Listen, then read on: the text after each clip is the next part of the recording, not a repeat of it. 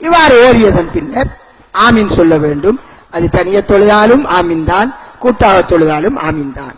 இந்த ஆமீனை பற்றி சொல்கின்ற போது அபூ ஹுரைரா ரலியல்லாஹு அவர்கள் அறிவிக்கக்கூடிய ஹதீஸ் புகாரியிலே வருகின்றது. நபிகளார் ஸல்லல்லாஹு அலைஹி வஸல்லம் சொன்னார்கள், இதா அம்மனல் இமாமு ஃபஅம்மினு, இமாம் ஆமீன் சொன்னால் நீங்கள் ஆமீன் சொல்லுங்கள். நாம கைருல் மக்லூபி அலைஹிம் வலல்லாலீன் என்று முடிகிறதுக்கு முந்தைய சின்ன பிள்ளைகள் ஆண்டு தொடங்குவார்கள். ஏதோ சிறு பிள்ளைகள் தொடங்கினாலும் பெரியவர்கள் இமாமுடைய ஆமீனை கவனிப்பதில்லை. எனவே இமாம் ஆமீன் சொல்ல தொடங்கும் போதுதான் நாம் ஆமீன் சொல்ல வேண்டும். ஏனென்றால் இமாமுடைய ஆமீனுக்குத்தான் மலக்குமார்களுடைய ஆமீனும் பெறுகிறது. அப்ப துவா, எங்களை நேர்வழிப்படுத்துவாயாக, எங்களை நேர்வழி நிலைப்படுத்தி வைப்பாயாக என்று நாம கேட்கிறோமே துவா, அந்த துவாவிற்கு மலக்குமார்களும் ஆமீன் சொல்கிறார்கள். இமாம் ஆமீன் சொல்லும்போது அவர்களும் சேர்ந்து சொல்கிறார்கள். அதனால் அந்த ஆமீனுக்கு மாமூமுடைய ஆமீன் நேர்படணும். அதை எப்படி சொல்கிறார்கள் பாருங்கள். فمن وافق تأمينه تأمين الملائكة غفر له ما تقدم من ذنبه. எவருடைய ஆமீன் மலக்குமார்களுடைய ஆமீனுக்கு நேர்படுகிறதோ அவருடைய முந்திய பாவங்கள் எல்லாம் மன்னிக்கப்படும். அப்ப ஒரு நாளைக்கு நாம சட்டம் போட்டு தொழக்கூடிய தொழுகையில மொத்தம் 3 தரம் 3 தொழுகை, அதில் 6 ரக்காத்துக்கு ஆமீன் செல்ல வேண்டிய சந்தர்ப்பம் வருகிறது. எனவே எங்களுடைய பாவங்கள் மன்னிக்கப்படுவதற்கு அந்த ஆமீன் காரணமாகிவிடும். அதனால் இமாமுடைய ஆமீன் சொல்லும் வரை நாங்கள் வெயிட் பண்ணி அவர் ஆமீன் என்று சொல்ல நினைக்கிற நேரம் நாங்களும் சேர்ந்து ஆமீன் சொன்னால் எங்களுடைய பாவங்கள் மன்னிக்கப்படுகிறது. காரணம் அந்த ஆமீன் மலக்குமார்களுடைய ஆமீனுக்கு நேர்படுகிறது. எனவே 3 பேருடைய ஆமீனும் அங்கே நேர்படுகின்ற போது பாவம் மன்னிக்கப்படுகிறது. ரசூலுல்லாஹி ஸல்லல்லாஹு அலைஹி வஸல்லம் அவர்கள் ஆமீன் என்று சொல்லுவதா இருந்தார்கள். இதில் ஆமீன்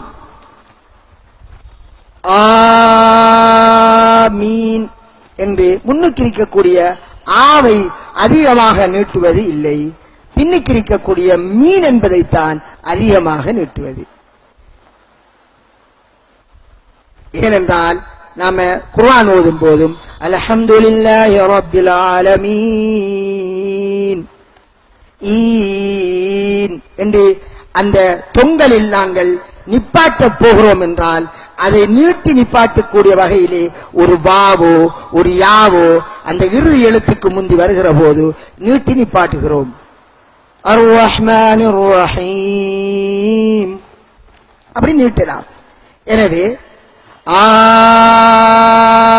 என்று ஆவை கூடுதலா நீட்டாமல் ஆமீன் நீட்டலாம், அல்லது ஆமீன் பின்னெழுத்தை நாங்கள் நீட்டிக்கொள்வது. இதில் ஒரு விஷயம் என்னென்றால், சில இமாம்கள் தொழுவிக்கிற போது அவர்கள் ஆமீன் சொல்வதை மெதுவாக சொல்லுகிறார்கள். அது அவர்களின் பிழை. இமாம் ஆமீனை சத்தமாக அவர் சொல்ல வேண்டும். அப்போதுதான் பின்னுக்குள்ளவர்களும் சொல்வார்கள்.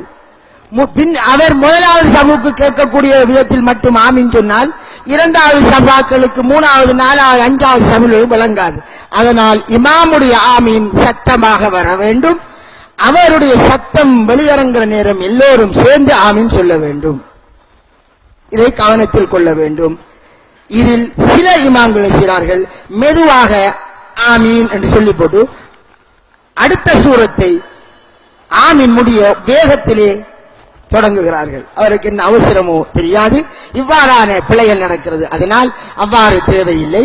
அழகாக பின்னுள்ள மௌமூன்கள் இமாமுடைய ஆமீனோடு சேர்ந்து ஆமீன் சொல்ல வேண்டும் என்பதை கருத்தில் கொண்டு மௌமூன்களுக்கு பிழையை சங்கடத்தை ஏற்படுத்தாத நிலையில் இமாம் ஆமீன் சொல்ல பழகிக்கொள்ள வேண்டும். இதில் மற்றொரு ஹதீஸை அபூ ஹுரைரா ரலியல்லாஹு அன்ஹு அவர்கள் சஹாபாக்கள் எந்த மாதிரி ஆமீன் சொன்னால் என்பது சம்பந்தமாக புகாரில் வரக்கூடிய ஹதீஸி அம்மன இப்னு சுபைர் வமன் வராஅஹு ஹத்தா இன்ன லில் மஸ்ஜிதி லஜ்ஜதன். அப்துல்லாஹ் இப்னு சுபைர் ரலியல்லாஹு அவர்கள் இமாமாக இருந்தார்கள். அவரும் அவருக்கு பின்னால் உள்ளவரும் ஆமீன் சொல்வார்கள். அப்போது பள்ளி வாசலுக்கு ஒரு அதிர்வு ஏற்படும். பள்ளிக்கு அதிர்வு ஏற்படுமாம். அந்த அளவிற்கு ஆமீன் சொல்வார்கள். அபூ ஹுரைரா ரலியல்லாஹு அன்ஹு அவர்கள் சொல்கிறார்கள், யுனாதி அல் இமாம லா தஃபுத்னி பி ஆமீன், எனக்கு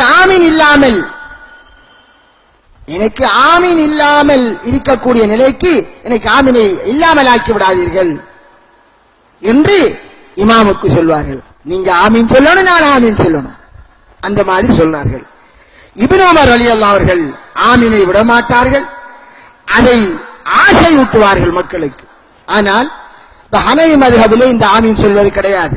நீங்கள் அதை பார்க்கலாம், இந்தியாவுக்கு போனால் பார்க்கலாம், ஹனஃபி பள்ளிகளில் போனால் பார்க்கலாம். அவங்களிடத்திலே ஆமீன் சொல்ல நடைமுறை இருக்காது, இந்த கையெழுத்துற நடைமுறை இருக்காது. இவ்வாறு புகாரி முஸ்லிமில் கூடிய ஹதீஸ்கள் அவர்களுக்கு தெரியும். ஆனால் அவர்கள் மذஹபை பின்பற்றுவதால் அதை விட்டு வருகிறார்கள். இன்ஷா அல்லாஹ் இன்றைய நிகழ்ச்சி இதனோடு முடிகிறது.